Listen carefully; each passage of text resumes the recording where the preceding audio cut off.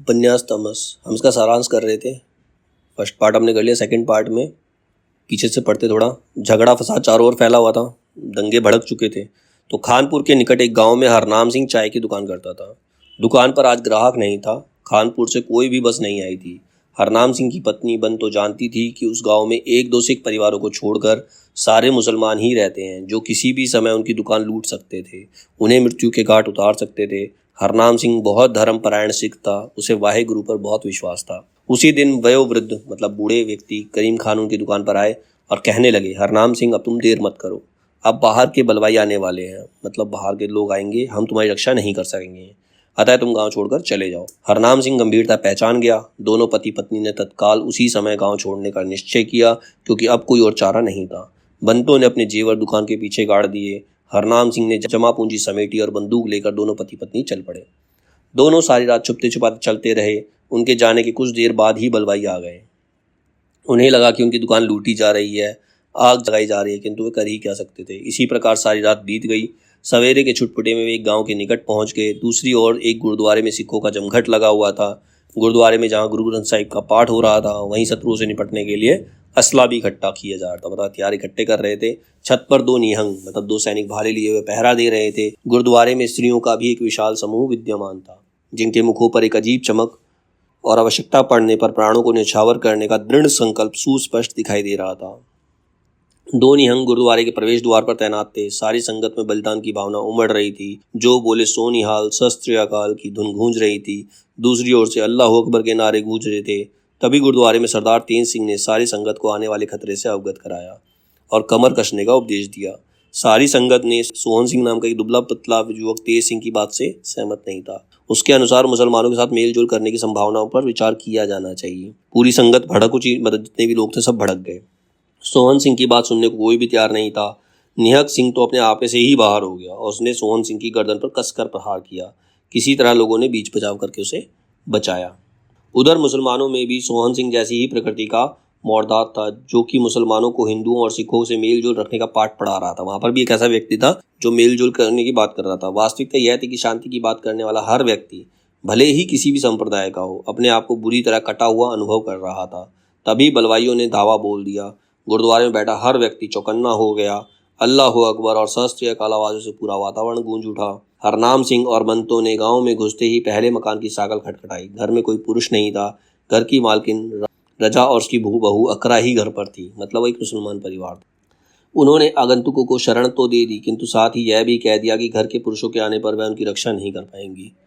थोड़ी देर में घर के पुरुष आ गए। इसी बीच घर की मालकिन राजू ने हरनाम सिंह और बंतों को ऊपर एक म्यानी में छिपा दिया।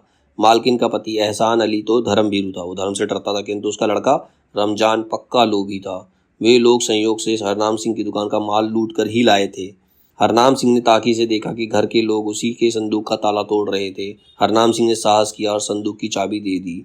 एहसान अली ने नज़र उठाकर देखा और वह हरनाम सिंह को पहचान गया। उसने दोनों पति पत्नी को नीचे उतरने को कहा। एहसान अली को ही इस बात की पूरी आशंका थी कि उसका लड़का रमजान हरनाम सिंह और बंतों को संरक्षण देना सहन नहीं करेगा। इसी भाव से उसने हरनाम सिंह और बंतों को एक भूसे वाली कोठरी में छिपा दिया और बाहर से ताला लगा दिया। जब रमजान लौटा तो उसे किसी तरह यह पता लग गया कि उसके माता पिता ने किसी सिख दंपत्ति को संरक्षण दे रखा है। उसने भूस वाली कोठरी का दरवाजा तोड़ दिया, किंतु जैसे ही वह हरनाम की गर्दन मरोड़ने लगा, वह उसे पहचान गया और इसी कारण उसके मन में दया आ गई और उसे जीवित छोड़ दिया। आधी रात को ही राजो उन दोनों को अपने घर से बाहर ले गई। वे दोनों फिर से नदी पार कर रहे थे और राजो के प्रति हार्दिक आभार प्रकट कर रहे थे कि उसकी जान बचा ली उन्होंने। हरनाम सिंह को तो बहुत ही भावुक हो उठा था। मुसलमान लोगों ने पूरी लूटपाट मचा रखी। मुरादपुर की ओर लौटते हुए उन्हें एक सिख युवक दिखाई दिया। सबने मिलकर उसका पीछा किया। कुछ देर तो वह युवक खाइयों में लिपटा चुपता रहा, किंतु अंततः उसे घेर ही लिया और उस पर पत्थरों की बौछार कर दी। वह पूरी तरह घायल हो गया। यह सिख युवक कोई और नहीं, हरनाम सिंह का ही लड़का इकबाल सिंह था। वह अकेला और निहत्था था, जबकि रमजान आदि बहुत से मुसलमान उस पर टूट पड़े। जब वह पत्थरों की मार से पूरी तरह घायल हो गया था तो उसे इस शर्त पर जीवन दान दिया गया कि वह कलमा पड़ेगा, अर्थात मुसलमान बनना स्वीकार करेगा। इकबाल सिंह के पास कोई और उपाय नहीं था। सब लोग उसे अपने साथ ले गए। तबलीग की रस्म अदा की गई। मुल्ला और नाई को बुलाकर इकबाल सिंह का धर्म परिवर्तन करा दिया गया। अब वह सिख युवक इकबाल अहमद बन गया। उसके धर्म परिवर्तन की प्रक्रिया घोर अपमानजनक थी और मुसलमानों की धार्मिक कट्टरता की परिचायक थी। सिखों और मुसलमानों में 2 दिन तक युद्ध चलता रहा। गुरुद्वारे में अनेक लाशें बिछ गई। कस्बे में इधर उधर बहुत सी लाशें बिखरी हुई पड़ी थी, जो कि सांप्रदायिकता के नाम पर मनुष्य के द्वारा मनुष्य पर किए गए अत्याचारों की क्रूर कथा कह रही थी। युद्ध विराम के लिए मुसलमान 2 लाख रुपए मांगते थे। इसी प्रश्न पर गुरुद्वारे में विचार विमर्श हो रहा था। अंततः तेज सिंह ने छोटे ग्रंथों को जाकर मुसलमानों से 1 लाख रुपए तक फैसला करने का अधिकार दे दिया। जिस पर रास्ते में एक छोटा ग्रंथी जा रहा था, उधर से ही बलवाइयों ने धावा बोल दिया। बड़े ग्रंथी ने छोटे ग्रंथी मेहर सिंह को वापस बुलाया, किंतु मुसलमानों ने उसे क्षमा नहीं किया और मेहर सिंह की सांप्रदायिकता की बलिवेदी पर चढ़ा दिया। बलवाइयों ने फिर से धावा बोल दिया। गुरुद्वारे में भगदड़ मच गई। सिखों का एक बड़ा झुंड नंगी तलवारें लेकर चल पड़ा, किंतु मुसलमानों के आगे वे टिक नहीं सके। गुरुद्वारे में बैठी हुई स्त्रियों ने मुसलमानों के हाथों अपमानित होने के स्थान पर अपने प्राण देना श्रेष्ठ कर समझा। यह दृश्य अपने आप में अत्यंत करुणापूर्ण था।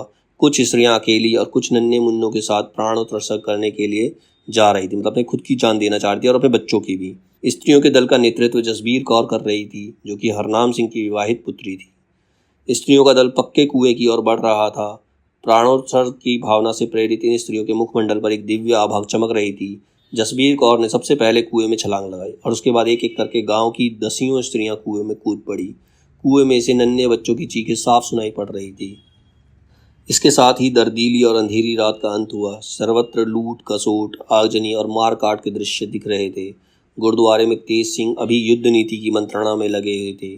तभी आकाश में एक हवाई जहाज उड़ता हुआ दिखाई दिया और उसके साथ ही युद्ध की लपटें शांत हो गई। हवाई जहाज ने कस्बे में 3 चक्कर लगाए। लड़ाई बंद हो गई। नारे लगने बंद हो गए। लाशों को ठिकाने लगाने का कार्य आरंभ हो गया। नगर के चप्पे चप्पे पर फौजियों की चौकियां बैठा दी गई। पुलिस के घुड़सवार सिपाहियों की गश्त आरंभ हो गई। एक बार फिर सामान्य जीवन आरंभ होने लगा। डिप्टी कमिश्नर स्वयं शहर का दौरा करने लगे। शरणार्थियों के पुनर्वास का काम आरंभ हो गया।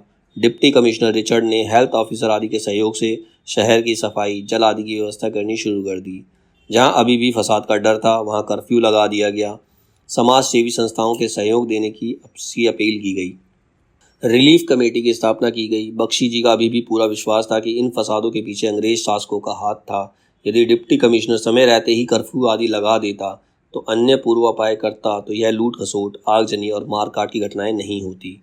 रिलीफ कमेटी के कार्यकर्ताओं को शरणार्थियों के नुकसान के आंकड़े के तैयार करने का काम सौंपा गया। लोग बहुत दुखी थे। जब उनसे आंकड़े प्रस्तुत करने को कहा जाता तो वह अपनी दुखभरी कथा सुनाने लग जाते। उपन्यासकार के शब्दों में वह आंकड़े मांगता था। लोग उसे अपने जख्म दिखा रहे थे। किसी की पत्नी बिछड़ गई थी, किसी की कुमारी कन्या बलवाइयों के पास छूट गई थी। सभी अपना अपना रोना रो रहे थे। कार्यकर्ताओं का हृदय इन करुण कथाओं को सुनकर द्रवित हो उठा, किंतु उनकी अपनी सीमाएं थी। दुखी व्यक्ति इन सीमाओं को कैसे समझ सकता है। सभी लोगों की आंखों के सामने अंधेरा छाया हुआ था। किसी को कुछ नहीं सूझता था। उपन्यासकार के शब्दों में लगता जैसे कोई अनिवार्य घटना चक्र चल रहा है, जिस पर किसी का कोई बस नहीं है। ना किसी के हाथ में निर्णय है, ना संचालन की क्षमता। कठपुतलियों की तरह सभी घूम रहे थे। भूख लगती तो उठकर इधर उधर से कुछ खा लेते, याद आती तो रो देते और कान लगाकर सुबह से शाम तक लोगों की बातें सुनते रहते। कतिपय स्वार्थी लोग इस दंगे फसाद में भी अपने स्वार्थ साधन में लगे हुए थे। अमन कमेटी की बैठकों में जहां शरणार्थियों को राहत पहुंचाने के उपायों पर विचार होता था, वहीं मकानों जमीनों के सौदे भी तय होते थे। ठेकेदार शेख नूर इलाही अपने मित्र शेख से किसी सस्ते सौदे की बात कर रहे थे। इसी प्रकार हिंदुओं में भी कतिपय लोग इसी प्रकार की सौदेबाजी में लगे हुए थे। हिंदुओं के मोहल्ले में मुसलमान नहीं रह रहे थे और मुसलमान के मोहल्ले में हिंदुओं के घर ढूंढे नहीं मिलते थे। कुछ समझदार लोग अवश्य समझते थे कि सबको यहीं रहना है, अतः दंगों की कड़वाहट मन से निकाल देनी चाहिए। ऐसे लोग सभी संप्रदायों में थे और वे पूरी निष्ठा के साथ अमन लाने का प्रयत्न कर रहे थे। सांप्रदायिकता की आग की राख में भी अब भी कहीं कहीं गर्मी थी, फिर भी कुल मिलाकर सारे नगर में जीवन सामान्य हो चला था। अमन कमेटी की विधिवत स्थापना की गई। उसके कार्यकर्ता के चुनाव के प्रश्न पर पुनः कट्टरपंथी लोग सामने आए। इतने बड़े फसाद के बाद ना तो हिंदू यह भूल सकते थे कि वे हिंदू हैं, ना मुसलमान ही यह भूल सकते थे कि वो मुसलमान हैं। भाव यह है कि सब लोग संप्रदायों में शांति प्रिय लोग भी होते हैं और कट्टरपंथी भी। अमन कमेटी ने एक बस में यात्रा आरंभ की। बस में मुराद अली विद्यमान थे। कुछ लोगों ने पहचान लिया। यदि नत्थू होता तो वह तो अवश्य ही पहचान लेता। नत्थू मर चुका था। बस में माइक्रोफोन पर मुराद अली ही हिंदू मुस्लिम एकता का नारा लगा रहा था।